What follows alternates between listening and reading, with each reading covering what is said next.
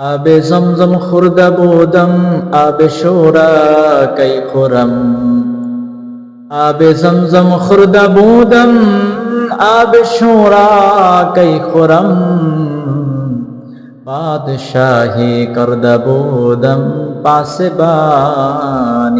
کی کنم آب زمزم خورده بودم آب شورا کی خورم بادشاہی کرده بودم پاسبانی کی کرم إن أول بيت عدي للناس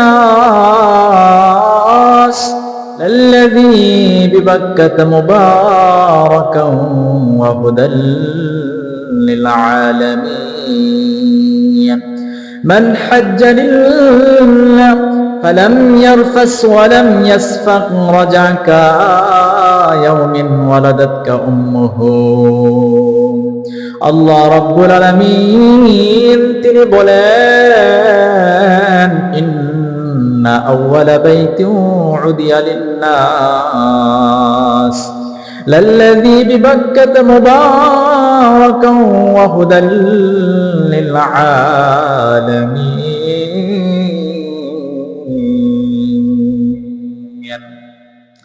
আল্লাহ রাব্বুল আলামিন জিবরাইল আলাইহিস সালাম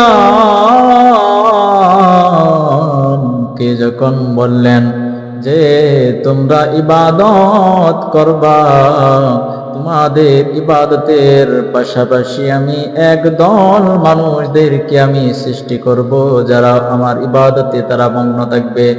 যখন ফেরেশতারা এই কথা শুনলো, রব্বে কারীমকে বাধা দিল, রব্বে কারীমকে বলতে লাগলো, ইয়া রব, আমরাই তো আপনার ইবাদত করি, কেন বা আপনি আবার মানুষদেরকে সৃষ্টি করবেন যারা খুন খারাপি করবে, যারা মারামারি করবে, যখন তারা আপনার ইবাদতের পাশাপাশি যখন তারা খারাপ কাজে লিপ্ত থাকবে তাদেরকে কেন আপনি সৃষ্টি করবেন? আমরাই তো আপনার ইবাদতের জন্য যথেষ্ট।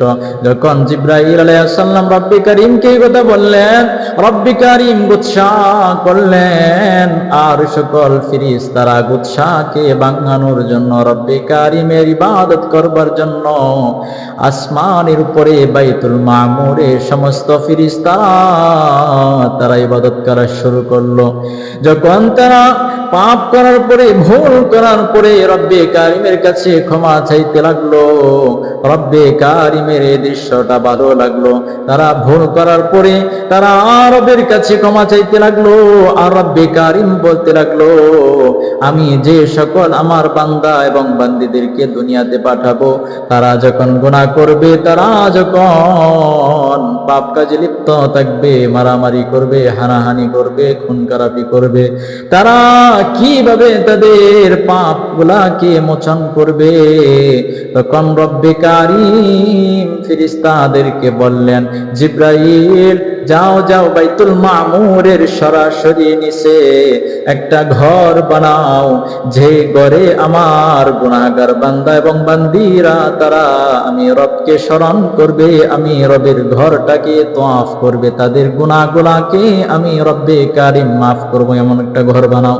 জিবরাইল আলাইহিস সালাম আর সকল ফেরেশতারা তারা একটা ঘর নির্মাণ করলেন, আর ওই ঘরটাকে পরবর্তী সময়ে হযরত আদম আলাইহিস সালামকে দিয়ে আবার নির্মাণ করালেন।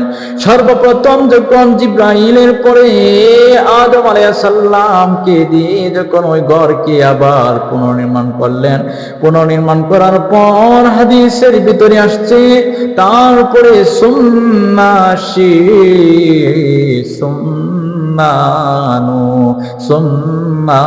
ইব্রাহিম, এইভাবে ওই ঘরকে আবার পুনর্নির্মাণ করা শুরু করা হলো।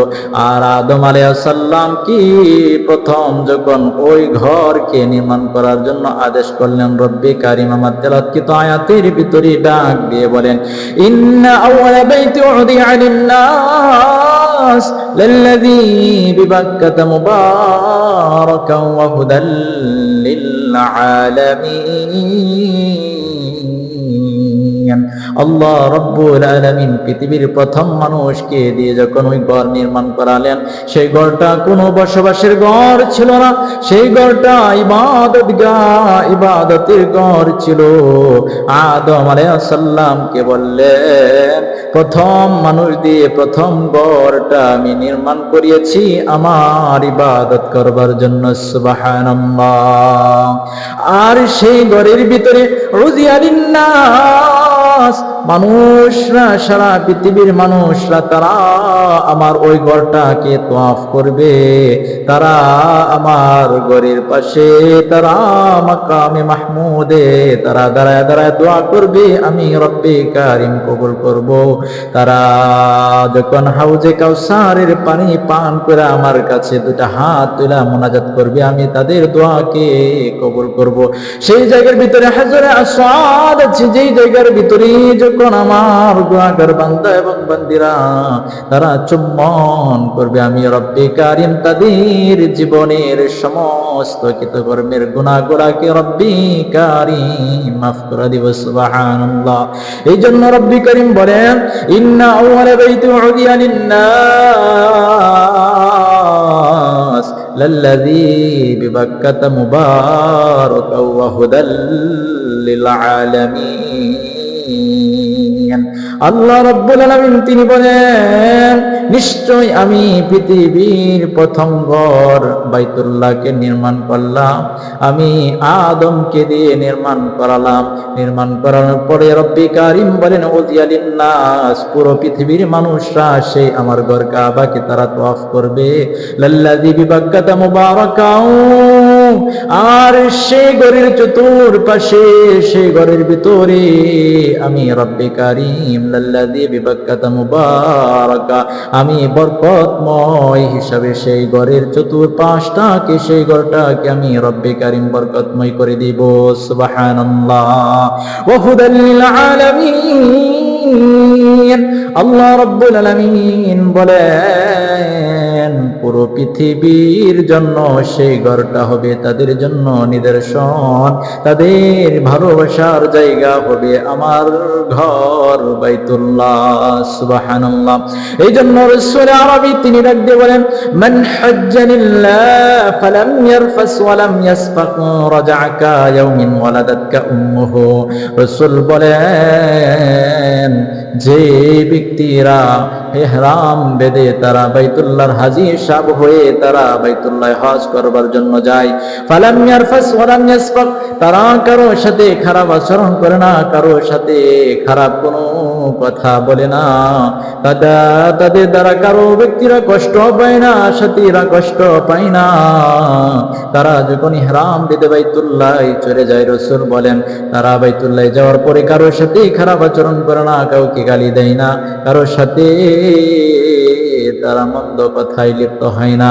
রাসূল বলেন, রাজাকা ইয়াউমিন, তারা এমন ভাবে ফিরবে, ওয়ালাদাতকা উম্মুহু, যেমন ভাবে সবেমাত্র একটা মা তার সন্তানকে জন্ম দিয়েছে, যেমন তাদের কোনো গুনাহ থাকতে পারে না, ওই মাসুম বাচ্চার গুনাহ থাকতে পারে না।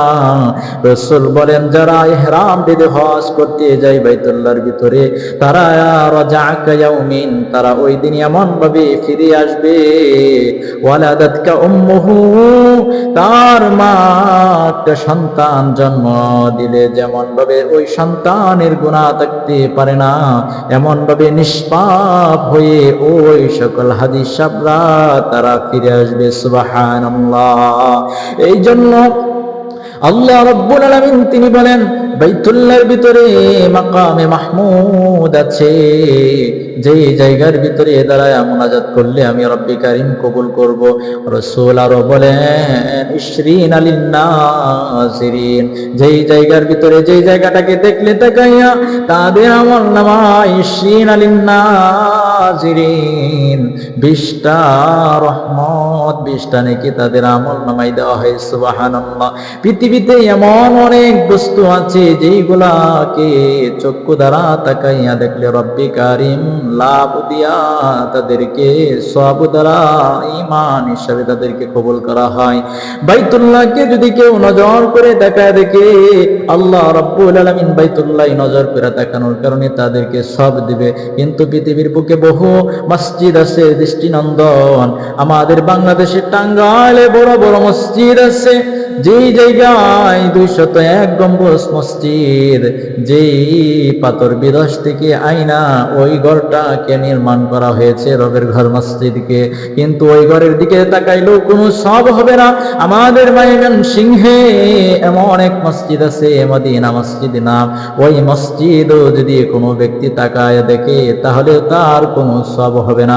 বাংলাদেশে বড় বড় মসজিদ তাকায় দেখলে কোনো সব হয় না, কিন্তু রব্বে কারিম বলেন বাইতুল্লাহকে যদি কোনো ব্যক্তি নজর দিয়া তাকায় দেখে, আমি রব্বে কারিম বাইতুল্লাহ নজর দিয়ে ইমানের সহিত তাকানোর কারণে আমি তাদেরকে সওয়াব দিব। সুবহানাল্লাহ।